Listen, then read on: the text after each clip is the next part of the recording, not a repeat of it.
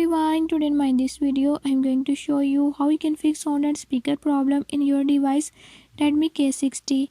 In this device Redmi K60, I'll tell you a few tips and tricks that you can use to fix it. Before I start, if you are new to my channel, don't forget to subscribe and press bell icon. Watch complete video and learn how you can do it. Let's watch.